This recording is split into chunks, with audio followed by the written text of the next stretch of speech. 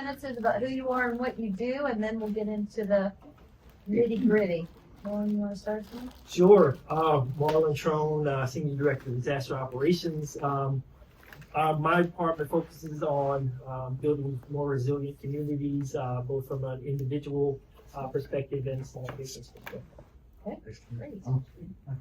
Good morning, everybody. It's a pleasure to be here, and I'm very humbled to be in your presence and a lot of amazing folks in this room.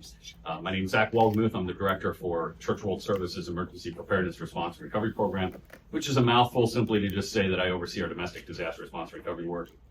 Been with the organization for about 3 years, but have worked in this sector basically my entire career, is going back over 20 years now.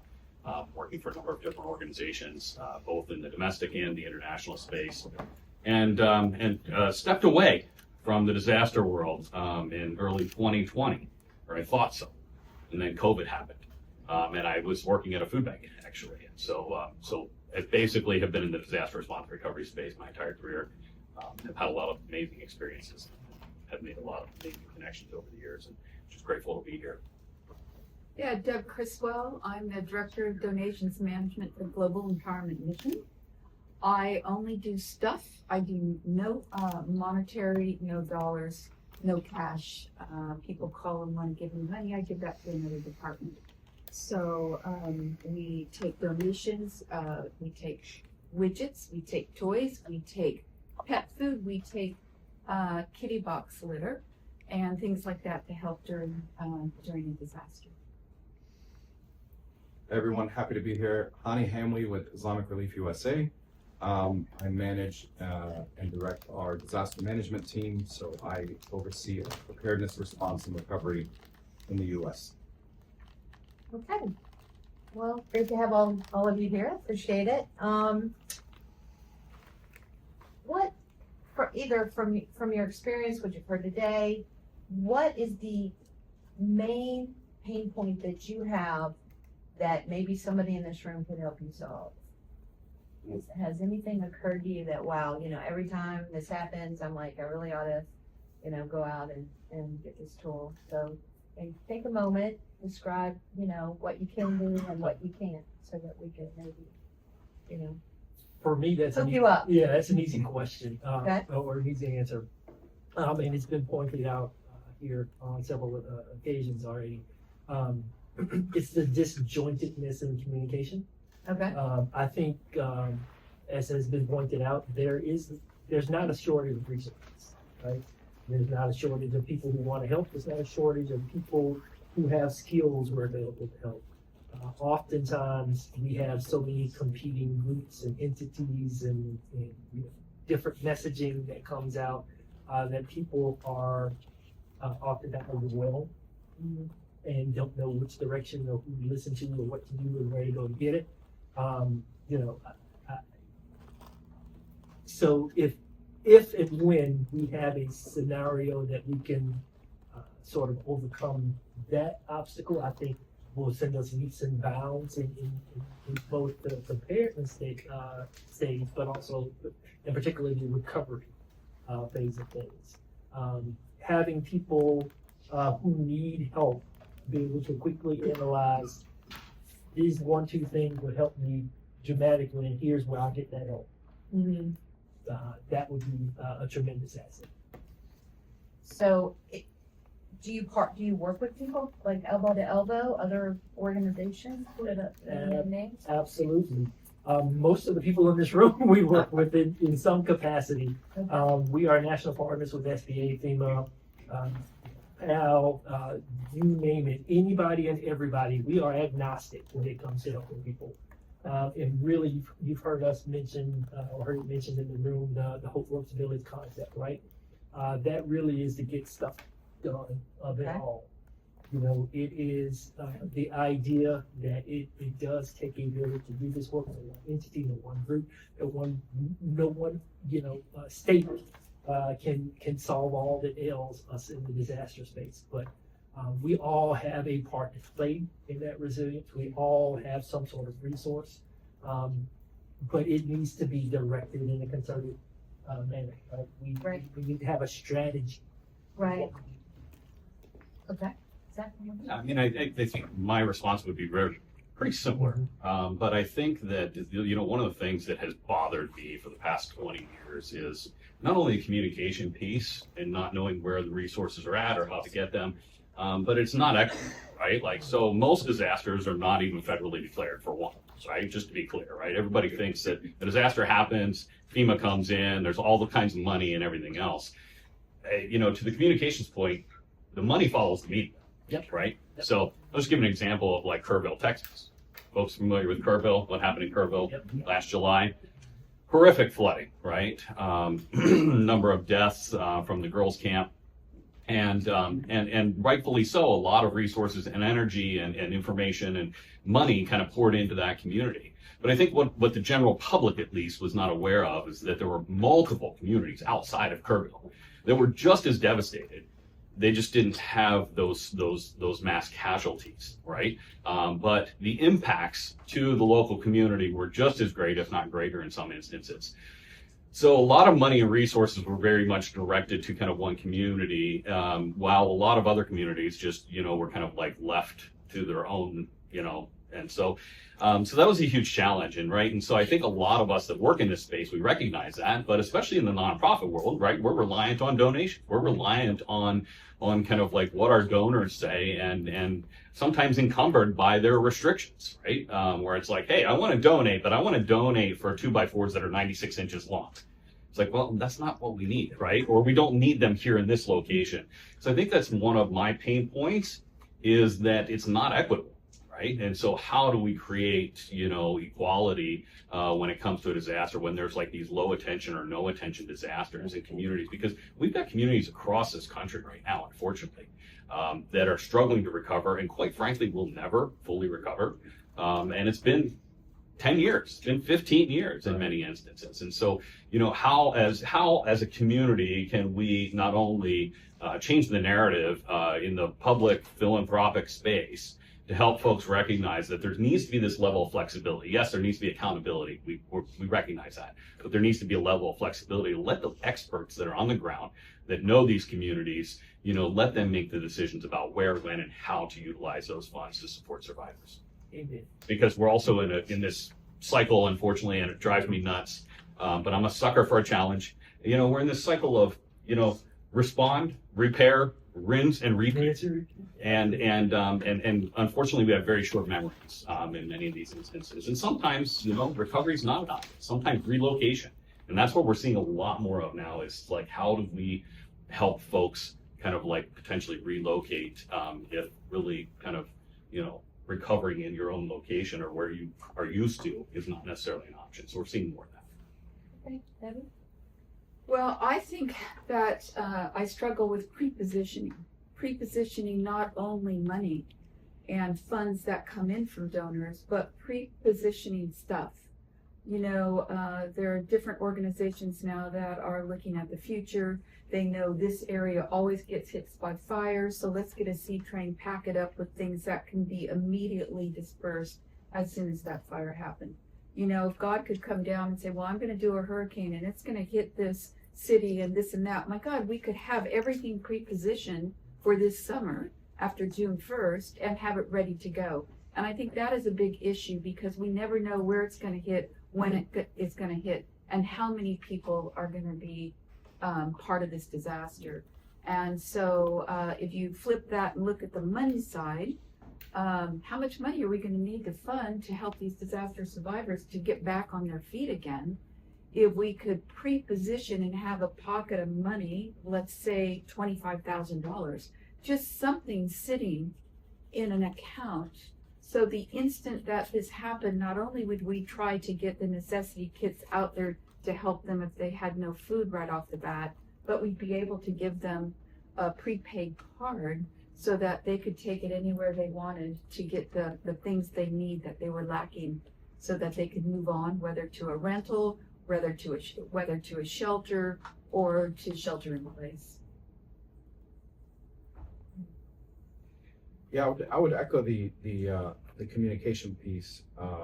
In disasters happening more frequent and more severe, it's that communication at the local level. Is that how do we, support, where is the support needed, and how to be productive in that. One very impactful Paal call that Kirsten put together had someone from the Caribbean, and they have an organization, can't remember exactly what it was, but they just know there's going to be a hurricane hitting somewhere.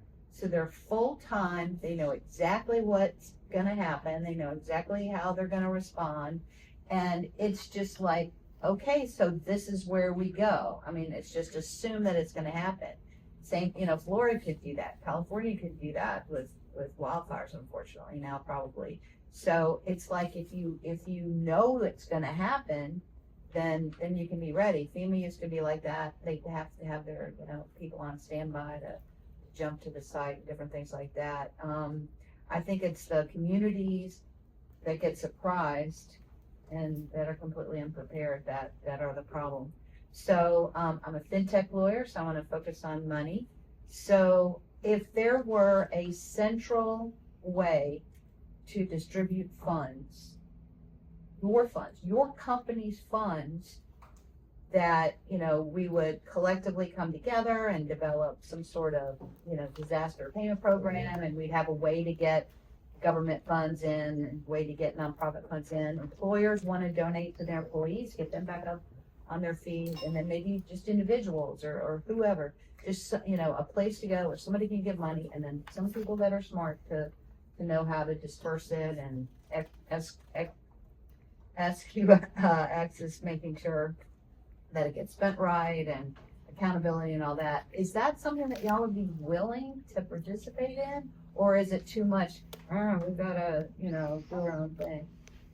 I'm just trying to gauge willingness to make a jump in that regard. So you're talking about having a pot of money that everybody, it would be from this donor, this organization, and the easiness for the disaster survivor to get that money. Yeah, pretend like there's one big wallet. Yep. You have different cards in your wallet, and there's one big wallet and different types of buckets that you can put your money in, and you get your reporting back, and people would know. But just from a technology standpoint, if we have one area that all that money can go in, and then people know about it. You talk about it at the Rotary. The city council talks about it. The local radio stations talk about it. Hey, if it hits, look in here. Go get your wallet, because if something hits. Sure. Just a question before you get there. I'm listening to all this because I've been to this. Do you have a framework? Because I think what you're jumping to, everyone has consistency on what the framework looks like. Do you have just a basic model? When you put a program together, there are elements of consistency. Has everyone agreed on what the framework is? Because you need a bank, you need a processor, you need the ways that the account is set up, a structure. Has it been structured so everyone can consistently look to it? Because long term, that's what you need to everyone to agree upon a pool, to build a wallet, to all that. Has it been something that's consistent that the group as a group can overall say, this is the framework? We've talked about it at earlier forums. One thing that has impacted me, of course I do a lot of work with community banks, is everything's local, people trust local, and so you'd have a program that local banks could brand. So you wouldn't have, let's have some name that they try and get adopted nationally. It would be like you can have a credit card program and piggyback off somebody else's card program with your smaller bank name, something like I'm that. saying that. I'm just saying, does everyone have a framework that allows you to then build from it? Because the challenge you have is assemble a program quickly. There's so many elements you got to have a group as an organization, have a consistent framework where then people adopt it and customize it to their group. But I don't think I've seen a framework that says these are the elements that should create the program and publicize it, and it's consistent so everyone knows what do you do as a bank, what do you do as a program, how you fund it, all the different elements, how legal involved. That's all I'm saying. I think, Linda, that kind of goes to part of the conversation that you all had a few weeks or months ago, and that is the establishment of a standard, that could be used in multiple ways, but there's really just some baseline by which all of this does come together, and then people can figure out how to modify it. Lori, can I just say, what I see, and I have, you know, I'm a big advocate, very passionate about blockchain, distributed ledger technology. And what I see happening today is the creation of a lot of permissioned, public, permissioned even blockchain ecosystems. But forget about the word blockchain, distributed ledger technology. Okay, I think that's how a term, we should be using. And so, in terms of coordination at the local level, it's creating at the county level, having the government, having the banks, having the fintechs create together, public, private, create these ecosystems, these blockchain ecosystems. That's the financial part. Layered on top is the information, because, Project Hope and what others are doing is separate from the financial flows. But, that's, to me, that's the framework. That's the backbone, the layer, zeros, the layer ones, the layer twos, building that infrastructure at the county level and getting people, but this is all, 3 to 5 year planning and implementation, and building new rails, new roads for this type of communication. This is a framework that builds on, the promise and ideal of Web3, where the community is working together and in an ecosystem and is prepared for when a disaster hits. Money can move in. There's transparent coordination, who's doing what, but thinking in terms of not a federal, national scale, thinking in terms of like a county and local ecosystem, a blockchain ecosystem. Go ahead. Can I jump in? Sure. So, from a frontline practitioner standpoint, the simple answer to your question is yes, I think we'd all be interested in having a way to get money to the right people, the right time, in the right hands. I think what we don't want to get is bogged down in the minutia of the blockchain and all that conversation and the CRs for this and blah blah blahs for that. When people need help, they want help. I want to know where my resources are, how who can help me, how fast I can get that help. From a practitioner standpoint, it would be great for our donors to be able to know that I gave X amount of dollars, it went to this cause, and this was the impact that it had. All of that makes sense, and I think that, by and large, that's where it's, the future is going to take us. But we have this get stuff done mentality, and to me, getting stuff done means taking the bull by the horns and getting, making a move today, creating some momentum, right? It's not necessarily getting into the weeds of how the soup is made, but let's serve some people. Yeah, I agree. I mean, the short answer is yes. I think the devil's in the details, right? And like, let's face it, right? We all, especially, so I've been in the national VOAD space for 20 years, and even though the national VOAD tagline is like the 4 C's: communication, coordination, collaboration, cooperation. Let's face it, there's some cutthroat kind of competition as well, which is kind of the 5th C that nobody wants to talk about. So I think that is kind of the challenge, is how do you get everybody on board, right?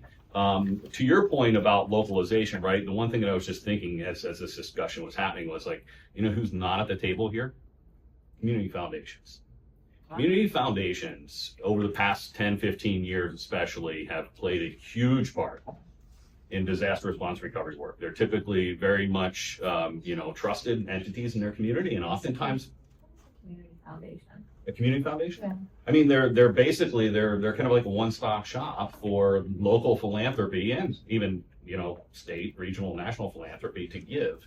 And then they oftentimes disperse to nonprofit organizations Are they and government? things like Are they that. government? No, Are they're they not local? government. No, not Do government. they have a name or they just pop up? They have a name, yeah, but so the community foundations play a huge part in thinking about this idea of having kind of a purse or a wallet. Oftentimes they are the purse or the wallet at the local level because they're trusted and folks give kind of like directly because they want their money to go to that community. To Heather's point the other day about like people didn't want to give to the Red Cross, not because they didn't trust the Red Cross, just because they were like, I want my money to stay in my community. So that's just kind of a general comment about that I think is something to think about maybe for future conversations, bringing in, folks from the community foundation world. As soon as we decide how to implement it, and let's say we're gonna have, 5 or 6 programs that local community banks can pick from, they can go ahead and open up these accounts. They can pre-position these accounts for they won't be funded, but, that's the step that I think is missing. And I think that, community bankers have their organizations, the word can get out, they can be educated on that. And then everything else will have to build on that. But you have to have, I think Ed's point, the backbone of the programs and everything in place. But, Paal's helped stand up programs for Ukraine and others within days. I mean, blockchain's great, and I want to tell you about my favorite blockchain payment app. I just love it. It's just mind blowing. But anyway, we can get a program up in 5 days, I think. We're going to hear about community foundations in a later Oh, good. Okay. so, yes. Connie, can you bring like a light on what, might bring an actual use case to what's being discussed right now with what you did in Los Angeles around the fires? Yeah, absolutely. So as an organization, we've been doing financial assistance since 2012 is when we first started doing it. We started with prepaid cards, and we recently, in partnership with Paal, we GSD'd one of our issues and partnered with UX, and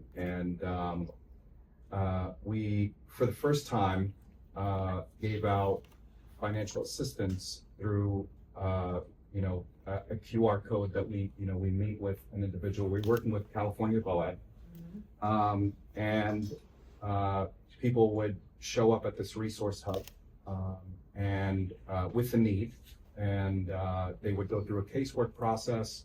We would confirm, who they were, their ID, or no ID. We would confirm that they were actually affected by the disaster that's from the affected area, and then they would come in and they would visit various organizations, the Salvation Armies, the different organizations. We were one of them, but many great organizations working there, and it was definitely looking back at the fires that happened in early 2025 in LA. There was a lot of interesting things happening at the same time. We were working with a subset of people that may not have been on SNAP benefits. They may or may not have been. They may or may not have been from a financial category of people that saw themselves as needing help, but they found themselves in a situation where they needed financial assistance. They needed money. They needed it right away. And that's what we were, able to do. It would definitely be interesting to see how something like that would work. It would have to be, that category of people that we worked with at the resource hub was, a really important category. Some, for example, I know there was many great organizations. Save the Children, for example, they already have their lists of people to give financial assistance to. They know their zip code, they know their areas, and they send that financial assistance right away. How do they send it? They send it. They actually have a list. I work closely with Bjorn from Save the Children. And they have they actually have 4 or 5 different means of Okay. ways to send money. And how do they get that information in advance? So because they are local on the ground doing the work, Okay. with either foster parents or people, their constituents and their clients and who they work with, they have these lists already, and they only work with whoever's in their list. Okay. The same with other organizations that give financial assistance, and so a solution would really have to be tailored to many different ways of giving financial assistance, not just in one way. Mhm. We were fortunate enough to, there was close to 2,000 people a day showing up at this resource hub. And there was a total about 3 of them that opened in the LA area. And so, one of the stories that I know Kirsten likes, for me to tell is the type of people who were coming. It was some were people who worked 2 jobs, and some were single mothers, some were elderly, some were people who evacuated and found financial hardship, and their electricity being off and the food in their freezer going bad.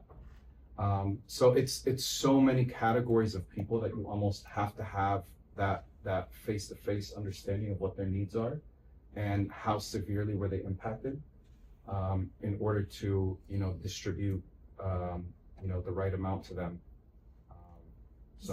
Is it an issue if like somebody gets money from Salvation Army, then the Red Cross isn't going to want to give them money? Do people try and back Well, to that? duplication Yeah. benefits, we Yeah. watch that. Okay. Right. Yeah, And how California. do you get the information that they've already gotten this money from this other source? So California VOAD, we're actually doing a workshop at National VOAD this year. But California VOAD, for the first time as a VOAD, as a collaboration body, did a centralized casework for the first time in California. For the first time that we were a part of any multi-agency resource center or resource hub. And so they had one intake organization that was using one casework platform. And so when a recipient or a client went to Salvation Army put in a note that this client was given food vouchers for the next 3 months. They would come at our table, we would put in notes, they would go to the next table. And so there was that transparency between us. Another thing that we did to try and incorporate the 4 C's and collaborate together as much as we could is we kind of came together as organizations in the beginning. And this is really props to the organizers in California VOAD. But they brought us all and they said, who are you supporting? So some organizations were only helping destroy, people who had completely lost everything. Some organizations were helping all 4 categories, from the person who's destroyed all the way to the person who may have been affected by evacuation. Can that data be pre-positioned, or is it scope of disaster dependent? Scope of disaster dependent. Ah, It's the fires, the way that the fires are moving. It's really, it's I guess you can predict it, 24 to 48 hours in advance Okay. with fires, but with a hurricane, so it would Well, be difficult. I mean, if they're gonna cover it all or cover partial, are there Yeah. parameters that can be built into it? Okay. I mean, I think there are ways, right, to find out who the vulnerable folks are in the community. We have that data's out there, right? And so like there would be ways to, I keep going back to this idea of like disaster savings account kind of thing, right? We know that when people have some resources ahead of time and they have a little bit of resilience, they're able to recover so much quicker and bounce back so much quicker. But those statistics are really scary, right? Kristen had brought up this morning about, folks, a huge percentage of the population doesn't have $500. Well, to spend on even a personal emergency. So that's like, you can't put tires on your car. Like they run over some nails. All of a sudden so what can we do as a society to help folks be, prepared in advance for some of these events? Because a little bit of money can go a long way. Like we had done very similar work to what you guys had done, just with a different population, which I think is very important. we worked with one of the other Paal agencies here to do direct cash assistance in the fires, and it was for folks who had lost their jobs because of the fires. They themselves may not have had smoke damage, fire damage, anything else to their home, but they worked in many of these locations as maybe a landscaper, a driver, a house cleaner, those types of things. So basically their place of employment burnt out, and they didn't have any income, right? And so, providing a little bit of direct cash assistance to help them with their rent or put food on the table, became a huge deal. But it does take that collaboration, because oftentimes donors will have like a very specific, like, it needs to go for this, this, or this. And so, as nonprofits, right, sometimes our hands are bound a little bit. And so that's where it does really, the hub was a great example, I think, of that, of the 4 C's we actually go at, because each agency kind of had the thing that, that they were providing to survivors. Quick question, if that's okay. Actually for each of you. So one through line, I think, from each of your nonprofits is that I haven't really heard much about, but I know definitely should, is a concern of yours, is cybersecurity. So during a disaster incident, the most vulnerable people are at risk, and then organizations providing the resources are also at risk. Not only your organization, your infrastructure, but also the means of which you distribute the funds to them. And so I want to know how you consider cyber basically as an operational resilience perspective, how you prioritize it, what you do, and then how you protect the people that you serve, whether it's distributing them funds, make sure it's a safe way to do it. How do you do that through disasters that you work with? Do you want me to take that one first? Okay, well, I mean, it's all in how you set it up, which is why, like, just one example, if we established a program in advance through community banks, they would already, validate the identities of the recipients.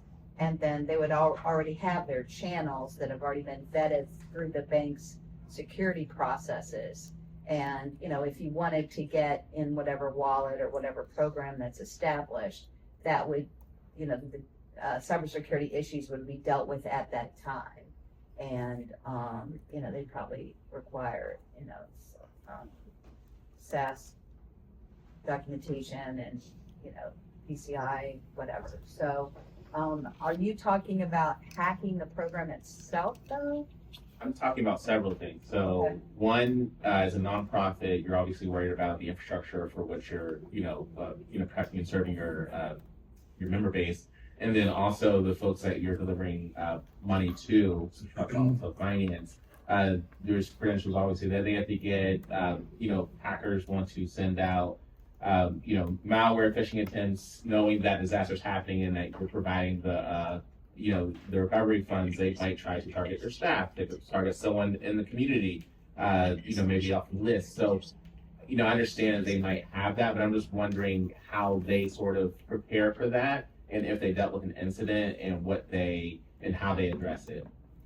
Well, Well, I can talk about 20 years with the American Red Cross. At that time, we were giving funds out. We didn't have this, you couldn't download in a wallet because it was before that.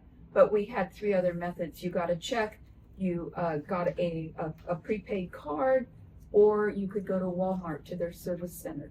And we had a contract with Walmart, and we could go in there.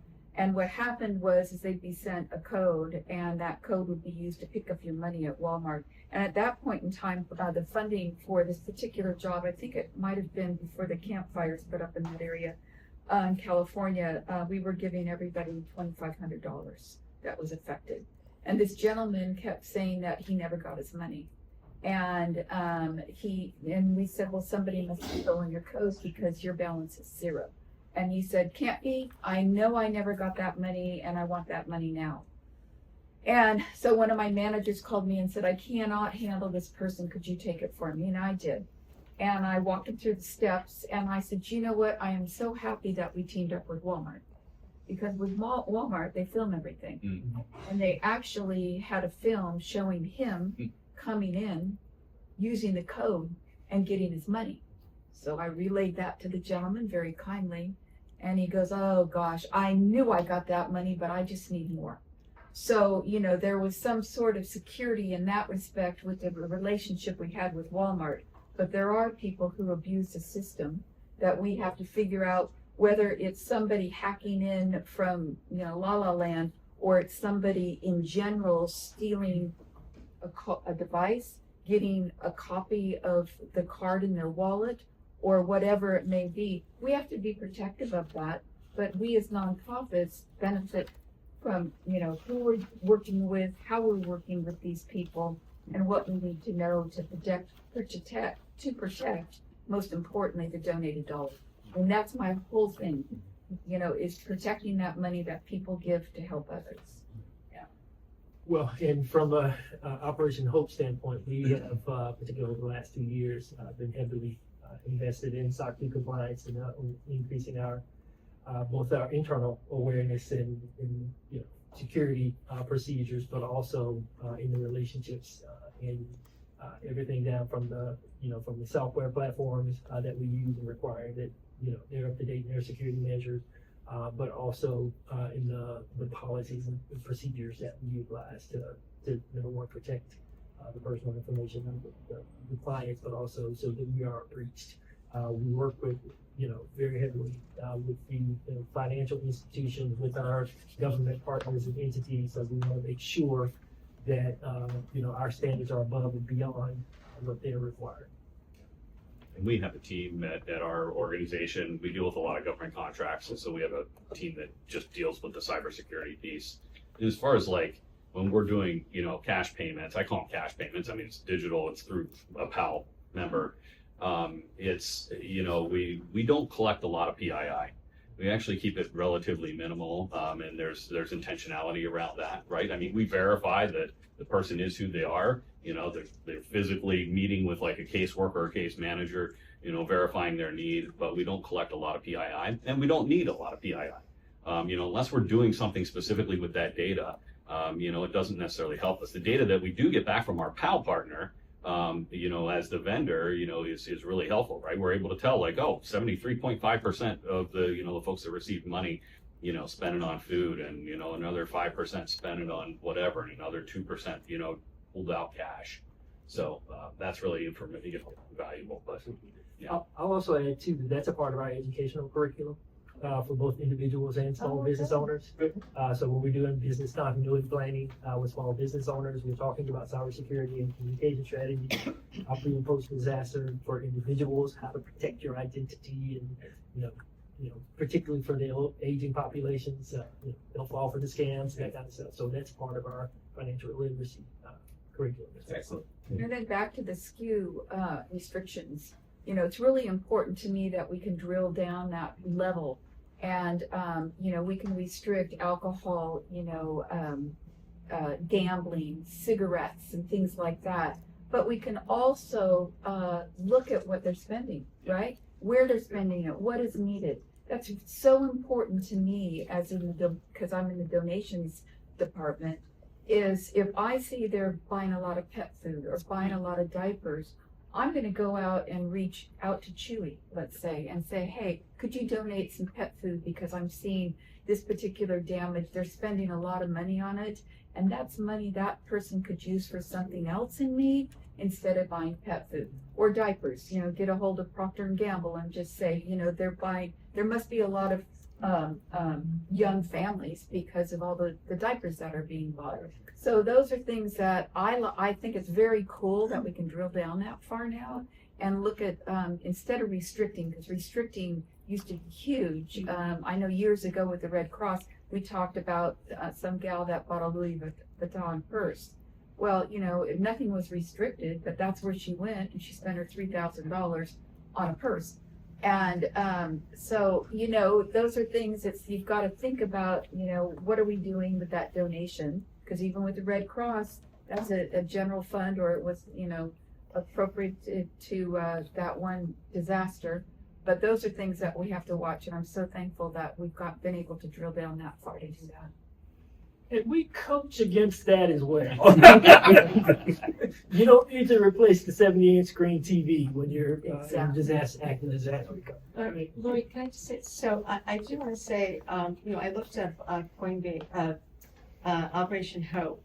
So you may know that Coinbase, along with the National Crypto Association has teamed up with Operation Hope to first educate and then start building pilot framework. So again, I think the future framework is distributed ledger technology. And to the point about security, I think the future is decentralized digital ID,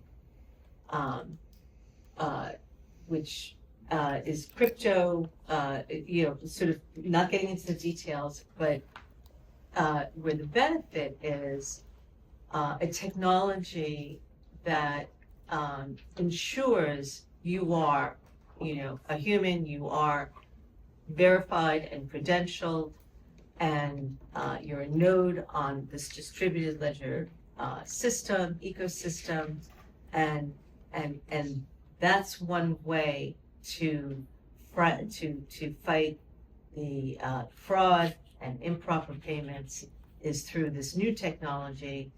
And again, I do think that this is the future. Even Operation Hope is, looking into this technology, and but again, I think we're 3 to 5 years out. But the DID, decentralized digital ID, is the future for and hope for combating fraud and ensuring the payment goes to the right person at the right time.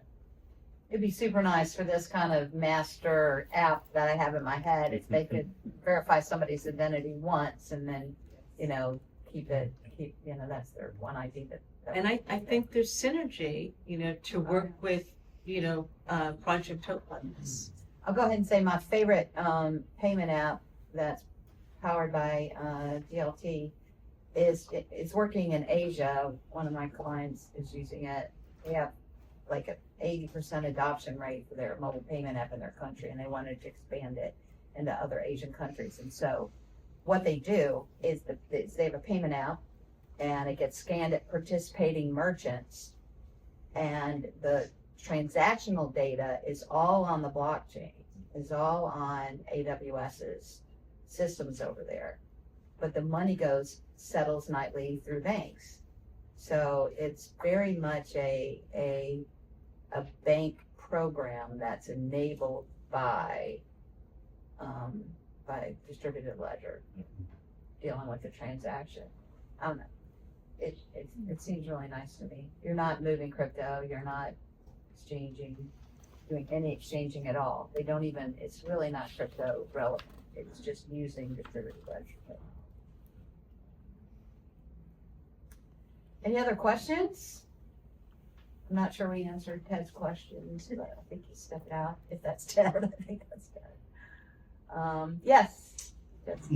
As I learn more about the fintech space and the ability to track data on the back end of what people spend money on, do you have any examples of how you've used that type of information to help you maybe stockpile supplies or think about in advance where you need to lean forward on before the next hurricane or wildfire? Because when I think about government's use of this data and technology, it will revolutionize how EM and within government is thinking about what people need after a disaster in ways that they don't currently have access to. And so I'm just curious if you can speak to, I know Deb spoke a little bit to the diaper example, but are there other ways that you're using that data to help you prepare with your outreach, commodities, et cetera, in advance of the next disaster? I would probably just say, right now, at least at this point, we've been using it to educate more than anything else, right? I think there's this perception, you hear the horror stories, right? You hear the stories of the 70-inch TV, you hear the stories of the Louis Vuitton, bag, and I think those are the anomalies for the most part, right?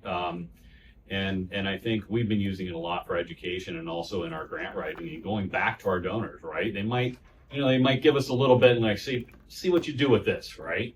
And going back to those philanthropic entities that have provided funding for us, like for instance, I was talking about like Kerrville, Texas, and we've been doing direct cash in San Angelo, which is about, hour and a half, 2 hours away from from Kerrville, but was the same flooding event, right?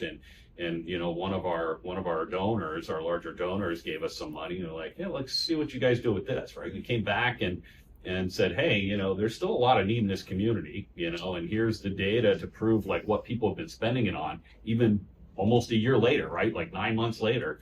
And I think that's been really powerful.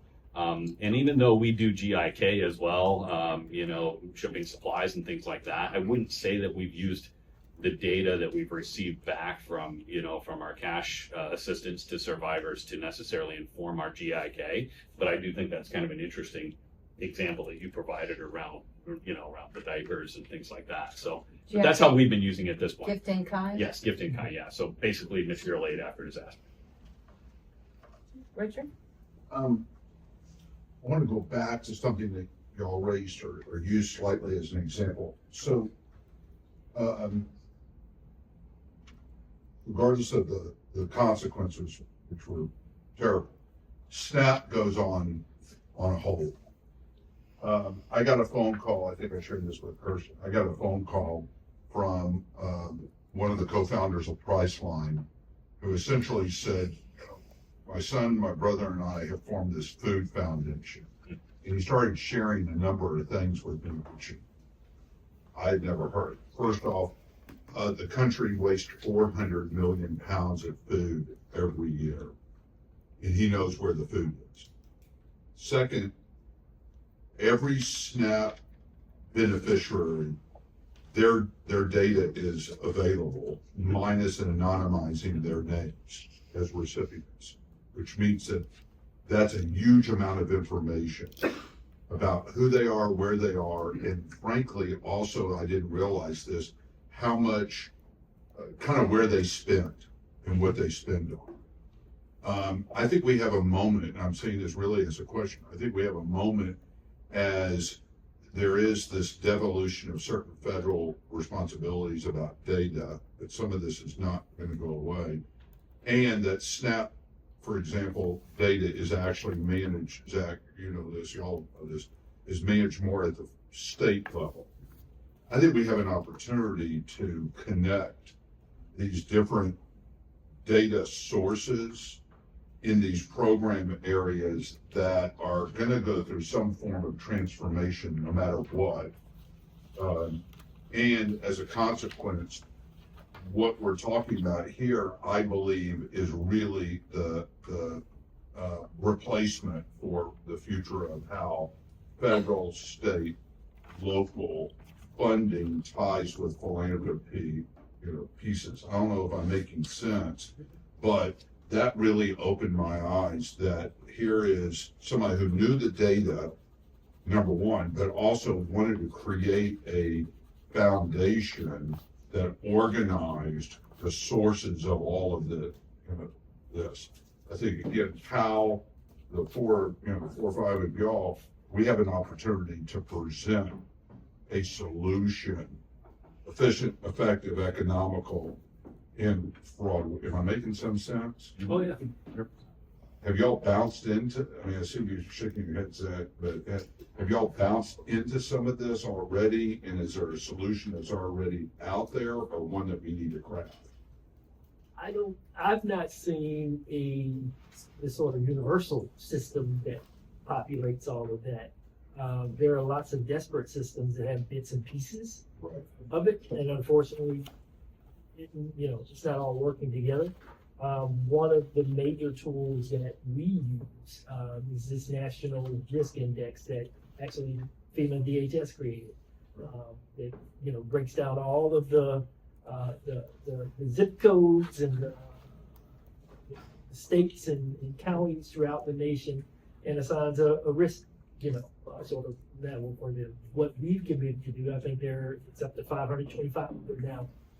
We obviously can't hit all 525, but we've identified over the next 2 years. But we want to make sure we're building coalitions in those top 50. So that is the sort of get stuff done model to bring building those coalitions.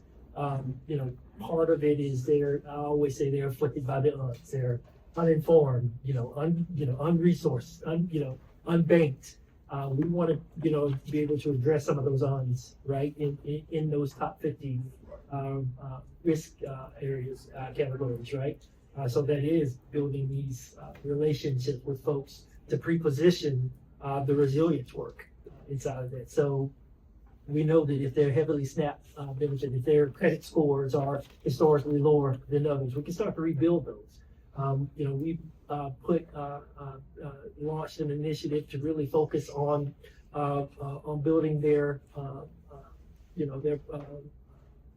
development, right? Their professional development, so we can provide, advancements in education to both employers or staff members that are employees and members of the community, so we can increase their marketability and maybe they could improve their discretionary income so they can save more, right? That's all, I think it's inextricably linked to their ability to be more resilient, right?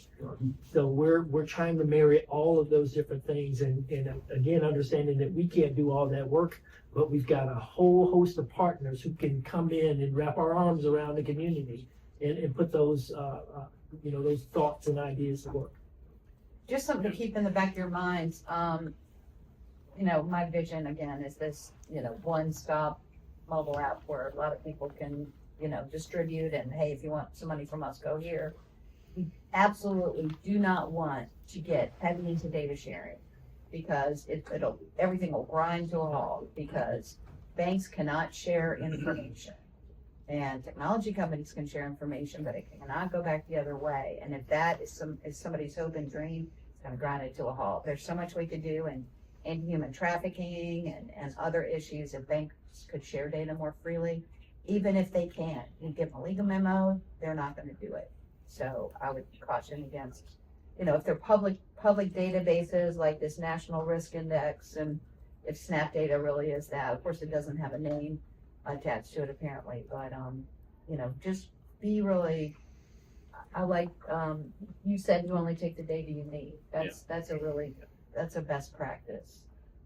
Yeah, and I was nodding, Rich, because I think you're speaking my language. I think there's unfortunately a lot of sectors operate in silos, right? And there's serious silos between the charitable food network, the food bank network across the country, the network of nonprofits like you all that deal with financial literacy and the disaster response network, and we all have our silos and we know what we do but everything's so interconnected, right? People's lives are not silos, right? Your life, everything in your life is interconnected. And so that's where some of the challenge comes in but you're absolutely right. The charitable food network has a wealth of information around who's already vulnerable in the community, who already is living paycheck to paycheck. And, one of the things that we've been investing heavily in is a lot of preparedness work lately and recognizing that, there's a lot of great preparedness information out there. FEMA's developed a lot of stuff. A lot of organizations have their information. But, if I've got 2 kids and I'm struggling to put food on the table this evening for my kids, I can have all the information in the world, but if I don't have any money to either evacuate or I don't have any money to build a preparedness kit, for myself, I'm probably not going to go out and spend, $100, $200 on a preparedness kit for something that may or may not happen in the next 5 days, 5 weeks, or 5 years for that matter, right? And so, how do we go beyond just you've got the information, you know what to do with it. Well, that's great, but I don't have the resources to do anything with that information. So Maslow's hierarchy needs. Absolutely. That's really what it comes down to. Yeah. Let's just close, but since it's not actually here, I think we can run over a little bit. Someone mentioned disaster savings accounts. Do we still have the video of our presentation on that? We are going to do it again Oh, cool. Well, there you go. at the end of the day. And encore. Okay. All right. Because that's a way to get that. That needs to be something that's way above my head. We need legislators to basically develop a where it's almost like a 401k tax deferred. People, you need to incentivize people to save. Kirsten and Kevin, they did the health savings account. Yeah, which I love health savings accounts. That's my favorite account.